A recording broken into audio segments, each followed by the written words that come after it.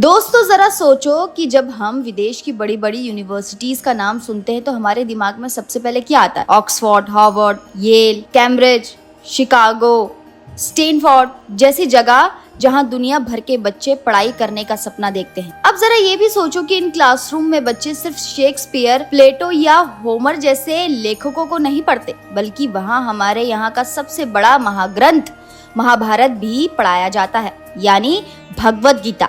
जी हाँ, कुरुक्षेत्र की गूंज, अर्जुन की उलझन, द्रौपदी की पुकार, कर्ण की पीड़ा और कृष्ण की गीता, ये सब बातें अब विदेशी यूनिवर्सिटीज की पढ़ाई का हिस्सा है। अब सवाल ये उठता है कि आखिर क्यों भगवत गीता जैसे भारतीय महाकाव्य को वहाँ इतना महत्व दिया जा रहा है?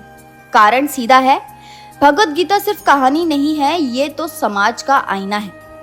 इसमें रिश्तों की उलझन है, सत्ता की राजनीति है, धर्म और अधर्म की बहस है, नारी की आवाज है, दोस्ती दुश्मनी का संघर्ष है और इंसान की सबसे गहरी दुविधाएं हैं।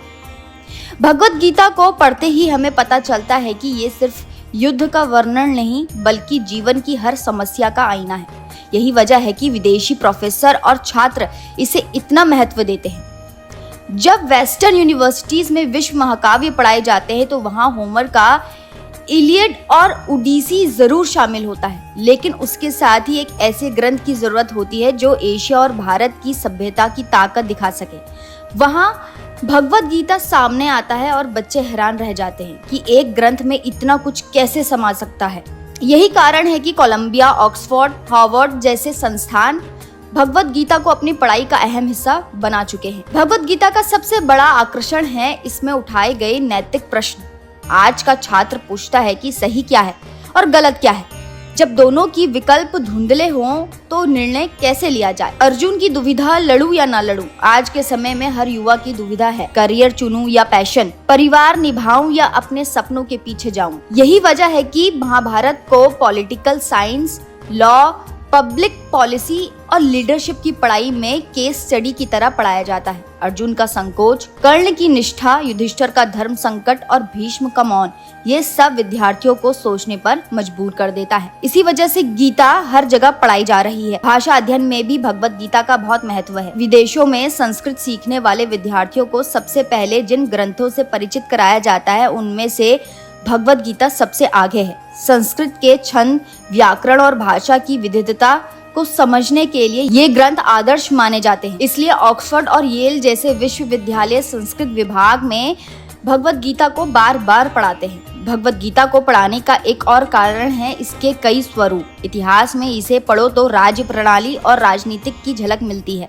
समाज शास्त्र में इसे देखो तो जाति, वर्ग और लिंग की भूमिका साफ समझ में आती है। दर्शन शास्त्र में धर्म और नीति का गुण विवेचन मिलता है। स्त्री अध्ययन में द्रौपदी, कुंती और गांधारी जैसी स्त्रियों के अनुभव सामने आते हैं। कला और नाटक के अध्ययन में महाभारत की कहानियों के अनगिनत रूप देखने को मिलते हैं। इसीलिए भगवत गीता किसी एक विषय तक सीमित नहीं है, बल्कि हर विषय में काम आती है। विदेशी विश्वविद्यालय में भारत का पढ़ाया जाना केवल शौक की चीजें नहीं है, ये एक तरह से आज की जरूरत है। आज के समय में जहाँ हर दिन नए नए संकट और उलझन सामने आती है, वहाँ भगवत जैसे ग्रंथ से छात्र ये सीखते हैं कि जटिल परिस्थितियों को समझने और सुलझाने के लिए सोच को गहराई तक ले जाना जरूरी है। सोचकर देखो, अगर आप मैनेजमेंट पढ़ रहे हो तो अर्जुन का संकट आपके सामने केस स्टडी की तरह रखा जाएगा। क्या एक लीडर को अपने व्यक्तिगत भावनाओं को किनारे रखकर टीम और संगठन का हित देखना चाहिए? अगर आप राजनीतिक विज्ञान पढ़ रहे हो तो दुर्योधन का आचरण और युधिष्ठिर का धर्म पालन चर्चा का विषय होगा। अगर आप स्त्री अध्ययन पढ़ रहे हो तो द्रौपदी का अपमान, कुंती की मजबूरी और गांधारी का मौन, ये सब आपके निबंध का आधार होंगे। यही तो है भगवत गीता की शक्ति की वो हर विषय जो छू जाता है। इसके अलावा एक और कारण है विदेशी विश्वविद्यालयों में भारतीय मूल के छात्रों की बड़ी संख्या। उनके लिए महाभारत पढ़ना अपने जड़ों से जुड़ने जैसा है। वही दूसरी ओर जो विद्यार्थी भारत से नहीं आते, वे इसे पढ़कर भारत की संस्कृति और परंपरा को समझ पाते हैं। इस तरह भगवत गीता एक जोड़ का काम करती है भारत और दुनिया के बीच, और ये सब कुछ संभव हुआ है विद्वानों की मेहनत। भगवत गीता का आलोचनात्मक संस्करण, नए ट्रांसलेशन और डिजिटल रूप में उपलब्धता ने इसे पढ़ना आसान बना दिया है।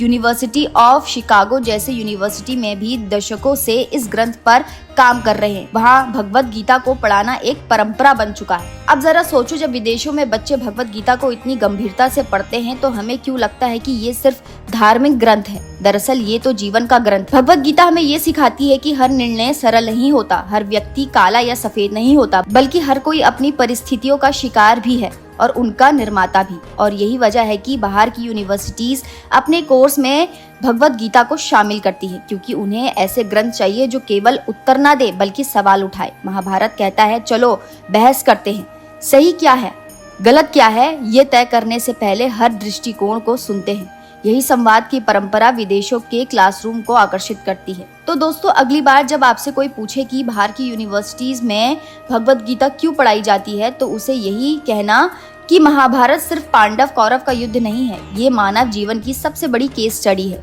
इसमें वो सब कुछ है जो इंसान को इंसान बनाता है: दुविधा, साहस, अन्याय, न्याय, निष्ठा, प्रतिशोध और धर्म। यही वजह है कि हार्वर्ड, येल, ऑक्सफोर्ड और शिकागो जैसे जगहों पर भी महाभारत की गूंज है। यही वजह है कि हार्वर्ड, येल, ऑक्सफोर्ड और शिकागो जैसी जगहों पर भी भगवत गीता की गूंज है। और अगर आपको भी लगता है कि ये ग्रंथ सिर्फ धार्मिक अनुष्ठान के लिए नहीं बल्कि सोचने समझने के लिए है, तो जरूर पढ़िए, क्योंकि भगवत गीता पढ़कर आपको पता चलेगा कि अर्जुन की उलझन दरअसल हमारी ही उलझन है। और शायद तभी समझ में आएगा कि विदेश के बच्चे इसे क्यों इतनी गंभीरता से पढ़ते हैं और क्यों वहाँ के प्रोफेसर इसे सिलेबस में डालने पर जोर देते हैं। सच कहे तो भगवत गीता केवल भारत का ही नहीं, पूरा मानवता का ग्रंथ है। इसलिए ये हर उस जगह पढ़ाया जा रहा है जहां इंसान अपने जीवन के गहरे प्रश्नों के उत्तर ढूंढना चाहते हैं। यही है असली कारण कि बड़े बड़े विश्वविद्यालयों के क्लासरूम में आज भी गूंज रही है कुरुक्षेत्र की कथा, अर्जुन की शंका और कृष्ण का उपदेश। तो दोस्तों, आज के लिए इतना ही। उम्मीद करती हूँ आपको ये वीडियो पसंद आया होगा। अगर आपको ये वीडियो पसंद आया तो इसे लाइक कीजिए, मेरे चैनल को सब्सक्राइब करना ना भूलें।